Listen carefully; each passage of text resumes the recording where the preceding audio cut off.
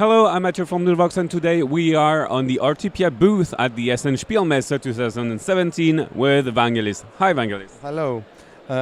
It's very good to have you here again. We're at the show. We're very excited. We have lots of cool new games, and we're doing great so far, and we're very happy.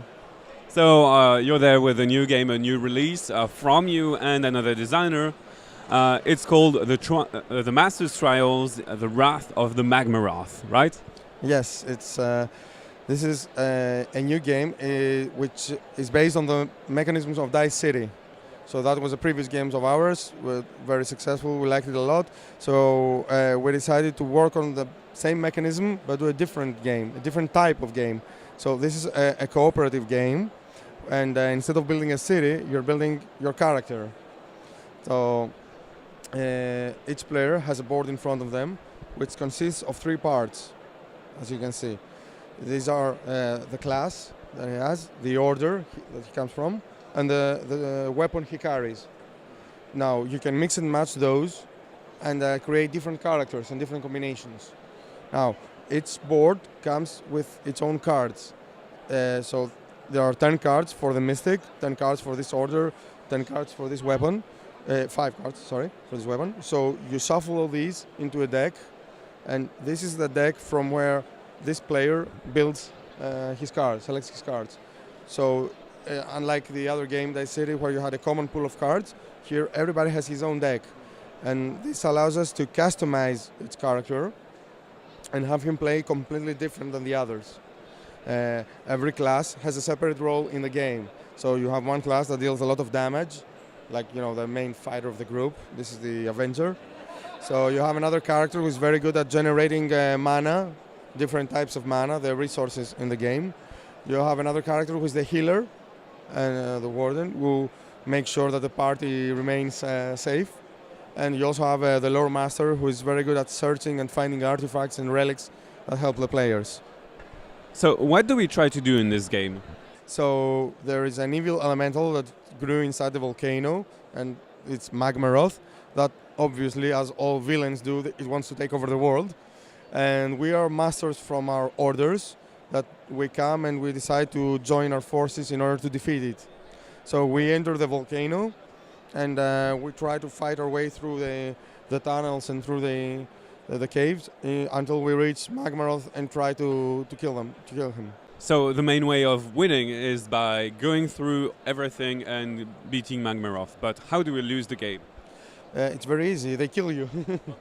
So you have to deal with many things on your way to Magmaroth. And every round there are new minions coming up, enemies that appear and they attack you. So you have to fight with them. You also have to advance your character and build new abilities.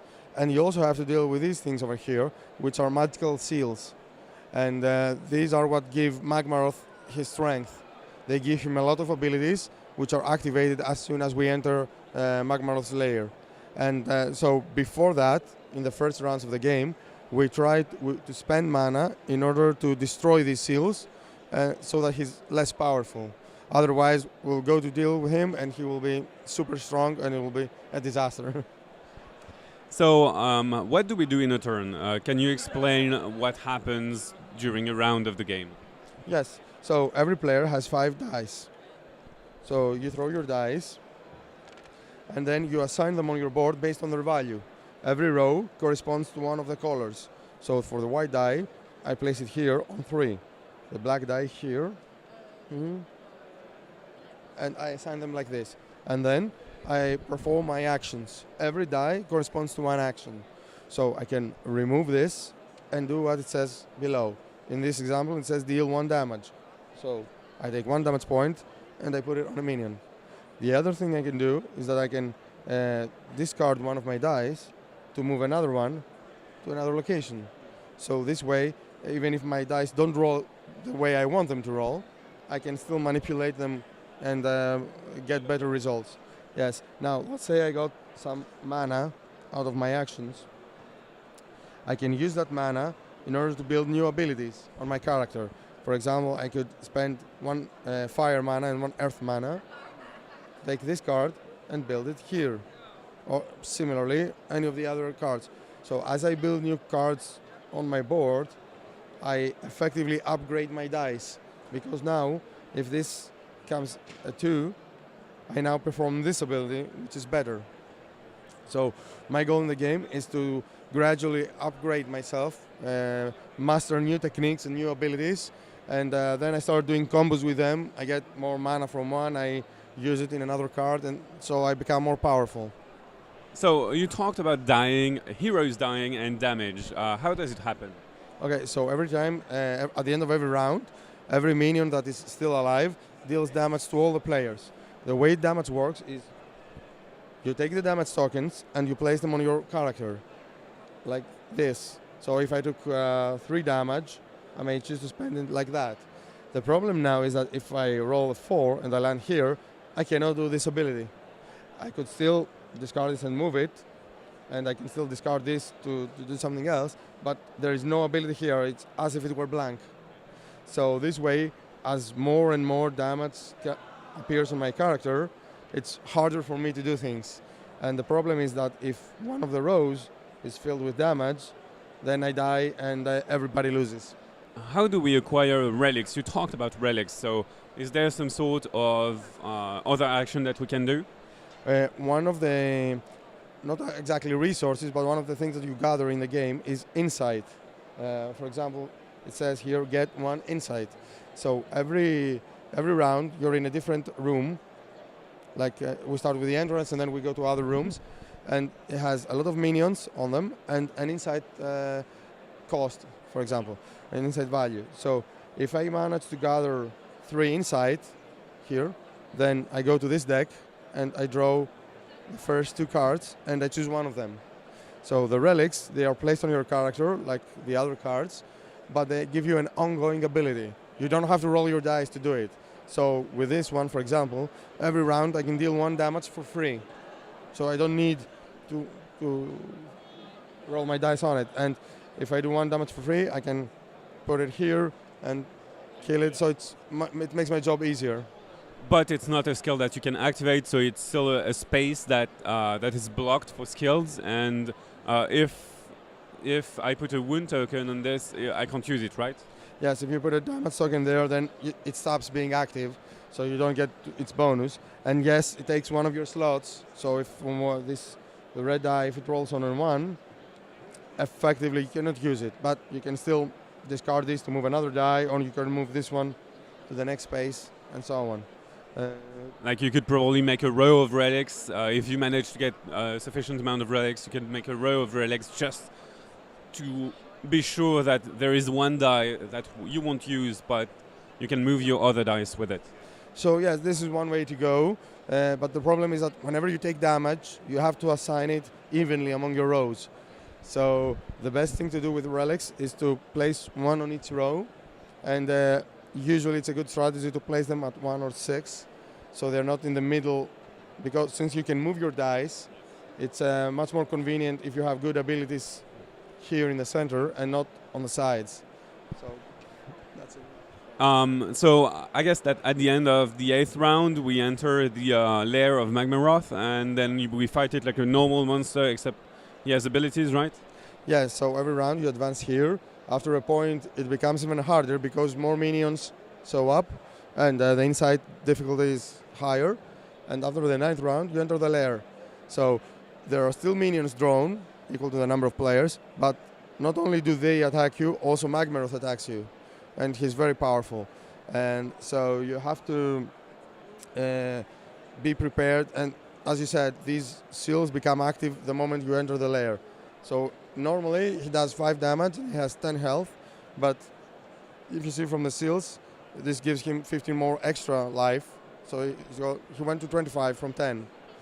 So yes. Yes, and so instead of 5 damage, he will do 10 more, and then 3 more, and then 2 more, so it will do 15 damage. 15 damage is half your board. If you don't deal with these seals, then as soon as he attacks you, half of your board gets damaged. So he's massive. Why did you want to design this game? Because you've done Dice City, you've done Fields of Green, that was like a retake on Among the Stars. Why this one? So I liked very much the basic mechanism of Dice City. I knew there was something there, and I knew that it could be applied to other types of games as well. So I started by thinking, okay, let's do a dungeon crawler game using the same basic mechanisms. It turned out to be harder than I thought.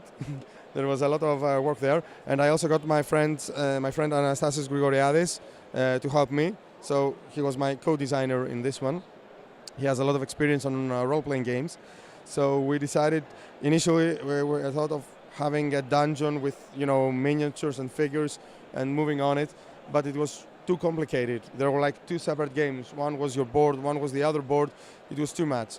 So we decided to simplify the dungeon, if you like, the cave, and we did it only with cards that appear and they attack you, and let the focus here on your character, because that was the most exciting part and the most different than the other games.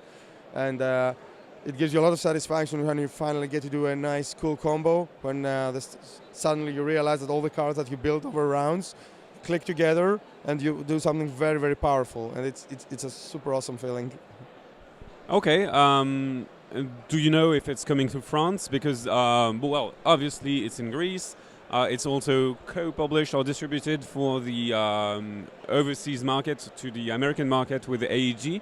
So do you know if it's going to France? So the English version is distributed worldwide through AEG. And here in the fair we have some meetings. There are some companies that have shown interest in it.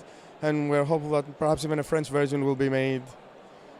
Maybe, we don't know. Probably Fields of Green has appeared in France, so maybe this one. So one more thing that I wanted to say about this game is that we knew that people would try to play it solo. It was a cooperative game. A lot of people want to play the cooperative game on their own.